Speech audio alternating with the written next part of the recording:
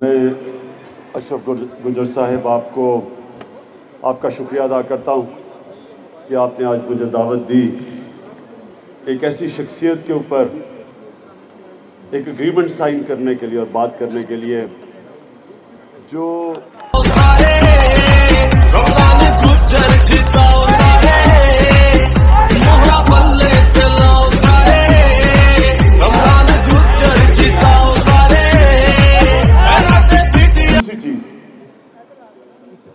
गुजर। अब मैं आपको बताऊं कि आप खुद ही हैरान हो जाएंगे, आपको यही नहीं पता कि गुजर किधर किधर पहुंच गए।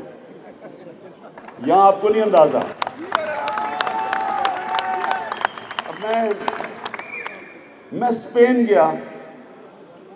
स्पेन के अंदर एक जगह वहां जिप्सीज थे, तो उन जिप्सी से बातचीत हुई। तो उन जिप्सीज ने एक जिप्सी ने हमें बताया कि हम आपको पता है कि उसने जब पता चला ना मैं पाकिस्तान से हूँ, तो उसने कहा आपको पता है कि हम जिप्सीज जो यूरोप में जिप्सीज और ख़ास तौर पे स्पेन में जिप्सीज हैं, ये जिप्सीज एक कौम है, खाना बदोश कौम है। यहाँ भी ऊपर भी सारे आप चले जाएं पहाड़ी इलाकों में तो यहाँ सारे खाना बदोश हैं, ये जो गुजर हैं। तो उन जिप्सीज ने बताया कि वो यहाँ उस वक़्त हिंदुस्तान से वो निकल के जब चंगेज़ खान की जब तबाही मची इस इलाके में ऊपर, तो वो उधर से निकले और फिर वो निकले यूरोप की तरफ।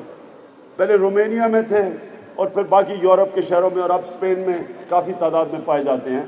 तो आपके गुजर इस वक्त स्पेन में भी हैं, रोमानिया में भी है। चौधरी रहमत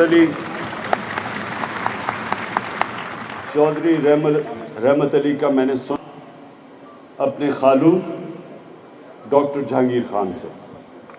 डॉक्टर जहांगीर खान कैम्ब्रिज में तब थे, ये इकट्ठे थे दोनों, चौधरी रहमत अली और डॉक्टर जहांगीर खान। और ये वो लोग थे जिन्होंने बहुत पहले पाकिस्तान का बनने का सोचा। ये अपने वक्त से आगे छोटी सी थी। तो जब ये 1933 में 1933 में जब नाम लिया पाकिस्तान का चौधरी रहमत अली ने, तो वो अपने वक्त से आगे थे। वो समझ बैठे थे कि जो कांग्रेस है वो मुसलमानों, वो जो हिंदुस्तान चाहती थी उसके अंदर मुसलमान एक माइनॉरिटी ऐसी थी जिसको हुकूक नहीं मिलने थे। यानी वो समझ गए थे कि जो आज़ादी कांग्रेस चाहती थी वो हिंदुओं के लिए आज़ादी थी, और उधर उस वक्त के सरदार पटेल वो ही बातें कर रहे थे जो आज कल के नरेंद्र मोदी कर रहे हैं। और कायद आज़म बड़ी कोशिश की उन्होंने मुसलमानों हिंदुओं को इकट्ठा रखने के लिए, उनकी पूरी कोशिश रही। वो कांग्रेस में सबसे बड़े पॉलिटिशियन थे, लेकिन आहिस्ता आहिस्ता कायद आज़म को भी ये समझ आ गई कि जो कांग्रेस आज़ादी चाह रही है वो सिर्फ वो हिंदू राज चाह रही है। और ये तब समझ गए थे, मुसलमान बटे हुए थे अभी भी। जब चौधरी रहमत अली ने पाकिस्तान की बात की तो मुसलमान ये पाकिस्तान ना बनता अगर चौधरी रहमत अली पहली दफ़ा ये सोच ना लेके आते पाकिस्तान की, और कायद आज़म फिर एक पॉलिटिकल मूवमेंट के ज़रिए मुसलमानों को इकट्ठा ना करते, और फिर 1946 में सारे मुसलमान कायद आज़म के नीचे इकट्ठे थे, तो पाकिस्तान ना बनता।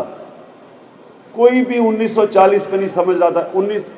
जब चौधरी रहमत अली ने पाकिस्तान की बात की तो कोई सोच ही नहीं रहा था कि ऐसे कभी एक मुल्क बन सकता है। जब कायद आज़म ने 1940 की पाकिस्तान की रेजोल्यूशन पास की, तब भी कोई नहीं सोच सकता था कि पाकिस्तान बनेगा। आप ये सोचें कि ये कितनी बड़ी ख्वाब थी पाकिस्तान, कि जब कायद आज़म पाकिस्तान में, या अभी हिंदुस्तान ही था, जब कराची पहुंचते हैं 3 हफ्ते पहले पाकिस्तान के बनने से, जब वो पाकिस्तान जब कराची पहुंचते हैं तो अपने एडीसी को वो कहते हैं कि मैं नहीं समझता था कि मेरी ज़िंदगी में पाकिस्तान बनेगा। यानी ये एक मौजज़ा था पाकिस्तान, और ये एक दीवानों की ख्वाब थी पाकिस्तान, और जो सबसे पहला दीवाना था उसका नाम था चौधरी रहमत अली। इंशाअल्लाह अल्लाह के हाथ में इक़्तिदार है, हार जीत अल्लाह के हाथ में है। जो भी अल्लाह 25 जुलाई के बाद अगर हमें मौका देता है तो मैं इंशाअल्लाह आप सबके सामने कहता हूं कि हम चौधरी रहमत अली को पाकिस्तान में